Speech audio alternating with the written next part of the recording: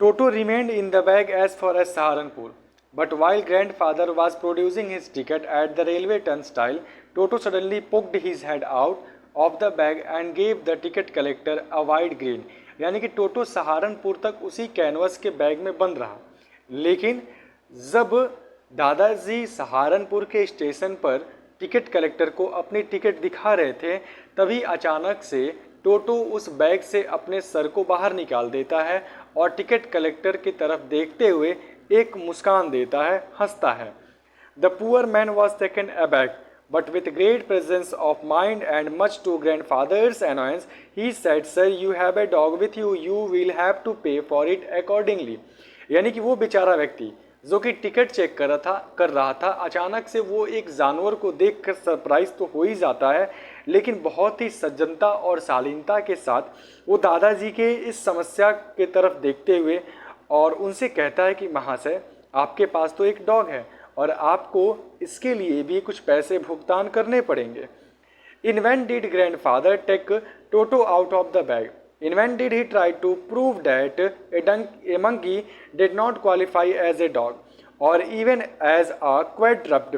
Toto was classified a dog by the ticket collector and 3 rupees was the sum handed over as his fare. अब क्या होता है, दादाजी सोचते हैं कि शायद मैं इनसे बहस कर ये 3-4 रुपये देने से बच जाऊं, लेकिन टिकट कलेक्टर भी बहुत शातिर था। दादाजी व्यर्थ में ही क्या करते हैं कि अपने बैग के अंदर से टोटो को बाहर निकाल देते हैं और कहते हैं कि देखिए, ये कोई मंकी है, ये मंकी है, ये कोई डॉग नहीं है और आप इसे डॉग के रूप में डिस्क्राइब करके मुझसे पैसे नहीं ले सकते हैं। लेकिन इसका कोई फ़ायदा नहीं था, वो इसे डॉग ही क्लासीफाई करता है और फिर 3 रुपये उसके किराए के रूप में ले लिए जाते हैं। Then grandfather just to get his on back took from his pocket out our pet tortoise and said, "What must I pay for this since you charge for all animals?" तभी दादाजी थोड़ा सा गुस्सा में आते हैं और अपने पॉकेट से तुरंत एक पालतू कछुआ को निकालते हैं और कहते हैं, चलिए आप इसे देखिए और बताइए कि मुझे इसके लिए कितने पैसे देने पड़ेंगे, चूँकि आप सभी जानवरों के पैसे ले रहे हैं। The ticket collector looked closely at the tortoise, prodded it with his forefinger, gave grandfather a place and triumphant looked and said, "No charge, it is not a dog." तभी टिकट कलेक्टर उस कछुए को काफ़ी नज़दीक से देखता है और फिर कहता है कि देखिए, ये कोई डॉग नहीं है। मतलब कि टिकट कलेक्टर उस टॉर्टोइज की तरफ बहुत बारीकता से देखता है और अपने फिंगर्स पे कुछ काउंट करते हुए एक मुस्कान देता है। इस प्रकार से वो हंसता है जैसे वो बहुत बड़ा जंग जीत लिया हो। 1965, 1962 इस प्रकार की जो इंडो पाक वॉर, इंडो चाइना वॉर ये सब हुआ था, तो उस वॉर को जीतने की वजह से लोग खुश होते हैं। ऐसे इन दिनों अभी चल रहा है, हम देख रहे हैं कि यूक्रेन और रसिया के बीच और भी तमाम समस्याएं हमारे। तो जब आप किसी चीज़ को सॉल्व कर लेते हो या फिर बड़े से जीत को हासिल कर लेते हो, तो जो उत्तेजना आपके चेहरे पे होता है, उस तरीके से ये ट्रिम्फेंट लुक देकर बहुत ही मुस्कान के साथ कहता है, देखिए सर, इसका कोई चार्ज नहीं लगेगा क्योंकि ये यहाँ पे डॉग नहीं है। इससे पहले वो मंकी डॉग था जिसके लिए चार्ज देना पड़ा। ये कहीं ना कहीं हमारे यहाँ के रेलवे व्यवस्था के वास्तविक दृश्य को दर्शा रहा है कि कैसे यहाँ पर पैसे ले लिए जाते हैं कुछ ना कुछ ड्रामा करके। देख सकते हैं हम लोग एक ऐसे टिकट कलेक्टर के साथ दादाजी यहाँ पे बहस कर रहे हैं, लेकिन बहस का कोई फ़ायदा नहीं हुआ, उन्हें 3 रुपया देना ही पड़ा। When Toto was finally accepted by grandmother, he was given a comfortable home in the stable, where he had for a companion the family donkey Nana। यानी कि जब दादी माँ ने पूर्ण रूप से उस बंदर को स्वीकार कर लिया और ऐसा निर्णय दे दिया कि हाँ भाई चलो, अब यहाँ पर उस बंदर को आप रख सकते हो, तो उसके रहने के लिए उसके लिए एक स्टेबल दिया गया। यानी कि उस बंदर को स्टेबल में रखा गया जहाँ पे हम लोग गाय पालते हैं, घोड़ा पालते हैं, वहाँ पे रखा गया और पहले से ही उस स्टेबल में एक डंकी था जिसका नाम था नाना, तो वहीं पे बंदर को भेज दिया गया कि वो उस नाना के साथ रहेगा। On टोटोज first night in the stable, grandfather paid him a visit to see if he was comfortable. To his surprise, he found Nana without apparent cause pulling at her halter and trying to keep her head as far as possible from a bundle of hay. तो दादाजी सोचते हैं कि उस stable में monkey Dunki के साथ रहने के लिए गया है, तो पता नहीं वो सही तरीके से होगा कि नहीं होगा, चलो एक बार चल के चेक कर लेते हैं ये आरामदायक है कि नहीं है वहाँ पे। जब ये वहाँ पहुँचते हैं तो क्या देखते हैं कि बिना किसी कारण के जो वो डंकी जिसका नाम नाना था वो मंकी से बचने के लिए अपने आप को पीछे की तरफ खींच रहा था। चूंकि ये वहाँ पे देख नहीं पा रहे थे वास्तविक कारण क्या था, तो वास्तविक कारण ये था कि grandfather give Nana a slap across her haunches and she jerked back dragging Toto with her. He had fastened on to her long ears with a sharp little teeth.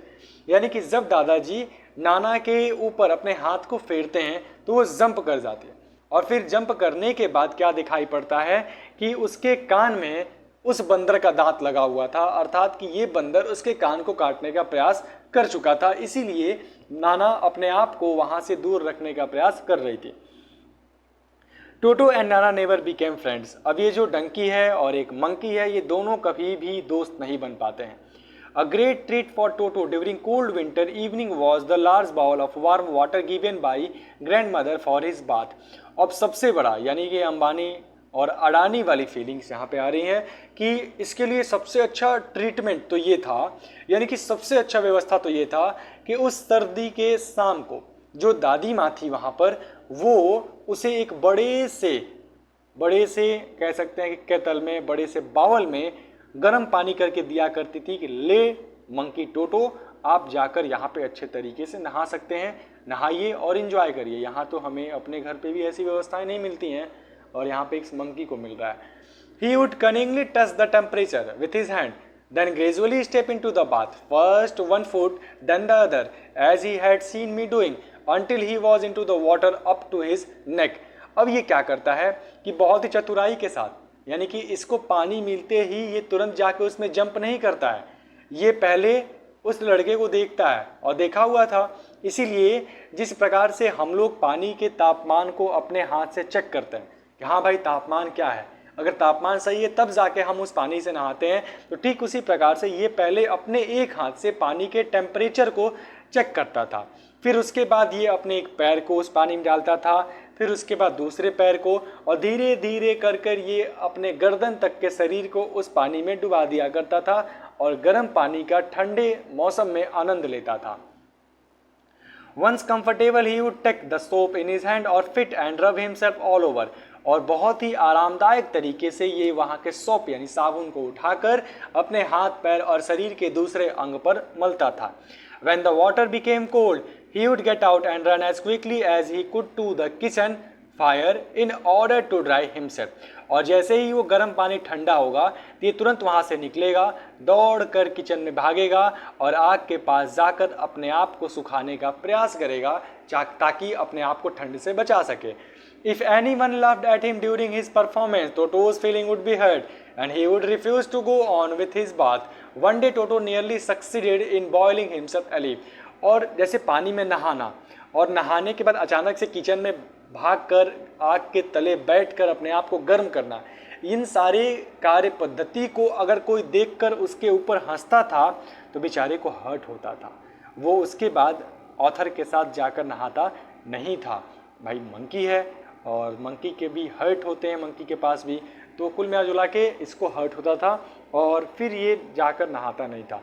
एक दिन तो ऐसा हुआ कि टोटो अपने आप को लगभग पूर्ण रूप से उबालने ही वाला था पानी में। A large kitchen kettle had been left on the fire to boil for tea and Toto, finding himself with nothing better to do, decided to remove the lid। Finding the water just warm enough for a bath, he got in with his head sticking out from the open kettle। This was just fine for a while until the water began to boil। Toto then raised himself a little, but finding it cold outside, sat down again। He continued hopping up and down for some time until grandmother arrived and hauled him half boiled out of the kettle। अब एक समय आया कि दादी माँ kitchen में एक बड़े से केतली में पानी भरकर रखी हुई थी, ताकि वो पानी गैस पर रखा हुआ था ताकि वो गर्म हो सके और साथ ही साथ उस पानी के लिए मतलब उस पानी का प्रयोग करके चाय भी बना सकें। तो टोटो जो कि मंकी था, इसका दिमाग काफ़ी शैतानी था, यानी कि शैतान था। ये वहाँ पहुँचता है और कोई काम करने के लिए नहीं मिला तो ये किचन में पहुँचकर सबसे पहले उस केतली के ऊपर के ढक्कन को हटाता है और देखता है कि पानी गर्म है, तो इसे लगता है कि ये मेरे नहाने के लिए पर्याप्त है। ये तुरंत अपने आप को उस पानी के अंदर यानी केतली में डुबा देता है, यानी कि उतर जाता है और फिर अपने आप को वहाँ उस पानी में डुबाकर आनंद लेता है। अब जाहिर सी बात है कि किचन के गैस पर पानी चढ़ा हुआ है, किस पर, गैस पर, और धीरे धीरे पानी गर्म हो रहा है। तो ये पहले अंदर है और गैस के जलने की वजह से जैसे ही पानी गर्म हुआ तो ये अपने आप को उस केतली से बाहर निकाला। अब बाहर का मौसम यानी कि वेदर ठंडा है, ठंडा लगा तो फिर अपने आप को पानी के अंदर डुबा दिया। इधर पानी गर्म हो रहा है, फिर बाहर निकाला, बाहर ठंडा है तो फिर अपने आप को अंदर किया, फिर पानी गर्म हुआ, फिर बाहर निकाला, फिर बाहर ठंडा लगा तो फिर अंदर चला गया। इस तरीके से कर रहा था, तब तक किया जब तक कि दादी माँ वहाँ पहुँच नहीं जाती हैं और पहुँचने के बाद इसे डांटते फटकारते हुए वहाँ से बाहर निकालती हैं। अच्छा हुआ, थैंक गॉड, अगर ग्रैंड मदर वहाँ नहीं पहुँचती तो शायद ये अपने आप को अंदर बाहर करने के चक्कर में पूरा बॉयल कर लेता।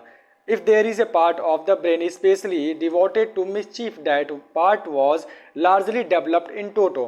अब यहाँ पे दादी माँ का कहना ये है कि अगर मस्तिष्क का कोई भी हिस्सा जो कि शैतानी भरे काम को करता है तो टोटो के मस्तिष्क का सबसे ज़्यादा डेवलप्ड होने वाला वही हिस्सा है। यानी कि दादी माँ कहती हैं कि अगर मस्तिष्क के अंदर कोई ऐसा पार्ट है जिससे कि शरारत भरा काम किया जाता है तो सबसे ज़्यादा इस टोटो का वही पार्ट डेवलप किया हुआ है। He was always tearing things to pieces. Whenever one of my aunt came near him, he made every effort to get hold to her dress and tear a hole in it। ये अक्सर यहाँ वहाँ के सामान को पकड़ता था, कपड़ों को फाड़ता था, और जब ऑथर के यहाँ एक बगल की आंटी आती थी तो वो उनके शरीर पर कूदेगा और उनके साड़ी को फाड़ दिया करता था। One day at lunch time, a large dish of pulao stood in the center of the dining table।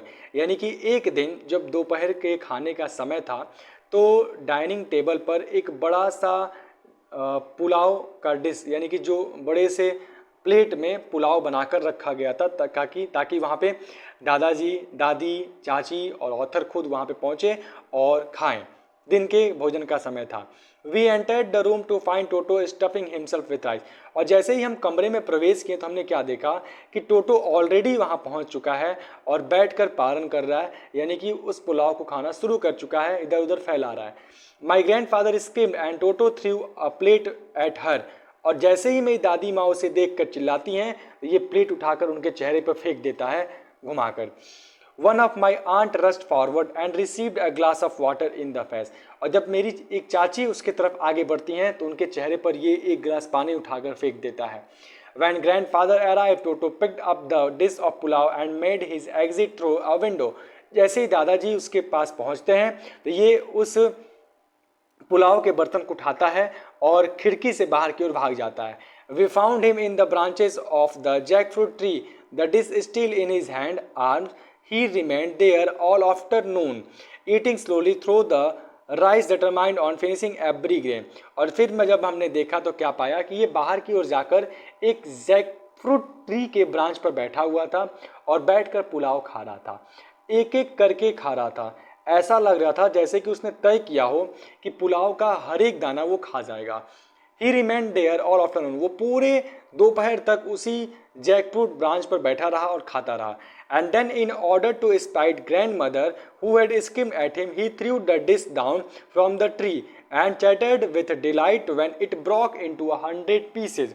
और फिर दादी माँ को परेशान करने के लिए ये क्या करता है कि जब दादी माँ उस पर चिल्लाई हुई थी तो उस प्लेट को उस जैकफ्रूट ट्री से नीचे की ओर फेंक देता है। जब ये प्लेट नीचे गिरता है और टूट जाता है, कई टुकड़ों में बिखर जाता है, तो उसकी आवाज़ को सुनकर ये बंदर बहुत खुश भी होता है। Obviously, Toto was not the sort of pet we could keep for long। अब जाहिर सी बात है इतनी सारी एक्टिविटीज़ को देखकर, इतनी सारी समस्याओं को झेलकर हम तो आंकड़ा लगा ही चुके होंगे कि टोटो लंबे समय तक रखने लायक नहीं था। Even grandfather realize that. और इस बात को दादाजी भी महसूस करते हैं कि it is not a good animal to keep it with us in the family और at the home. We were not well to do and could not afford the frequent loss of dishes, cloth curtains and wallpapers। और फिर author कहते हैं कि देखो भाई, even हम भी उतने प्रॉस्पर्स नहीं थे, समृद्ध नहीं थे कि हम इस बंदर को इतने सारे नुकसान को झेलते हुए, चाहे वो उस डिशेज यानी कि भोजन का भोजन को बर्बाद करना हो, चाहे कपड़े को फाड़ना हो, चाहे पर्दे को फाड़ना हो, चाहे उस वॉलपेपर को फाड़ना हो, या अन्य कई सारे नुकसान इसने कर रखे थे। तो इन सभी चीज़ों को झेलने के लिए, यानी कि ये इतने अमीर भी नहीं थे कि इतना नुकसान ये आसानी से झेल पाएँ, सफ़र कर पाएँ और उसकी भरपाई कर पाएँ।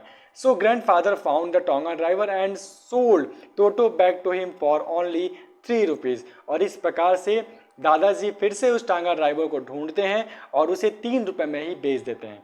अच्छा हुआ, क्योंकि अगर लंबे समय तक ये और भी टोटो को रखते तो बहुत ज़्यादा नुकसान करता। इसीलिए अपने शौक़ के लिए और अपने खुशी के लिए हम हमेशा ऐसा ही काम करें जिसका खामियाजा हम भुगत पाएँ, अच्छे तरीके से बर्दाश्त कर पाएँ। हमें कभी भी ऐसे काम नहीं करने चाहिए जिसकी वजह से हमारे घर में बहुत ज़्यादा नुकसान हो, हम हमेशा प्रॉब्लम में रहें, और ना सिर्फ केवल हम बल्कि हमारे परिवार के अन्य सदस्य भी ऐसी समस्याओं का सामना करें। सो बी केयरफुल अबाउट इट। और इस कहानी को पढ़ने के बाद हम तो समझ चुके हैं ये मंकी जो ना तो डंकी के साथ रह पाया ढंग से, वो एक डोसाइल यानी कि ऑनेस्ट, एक भोला इनोसेंट बंदर नहीं था, बल्कि बहुत ही खतरनाक और एक शरारती बंदर था। So that's all for today. जय हिंद।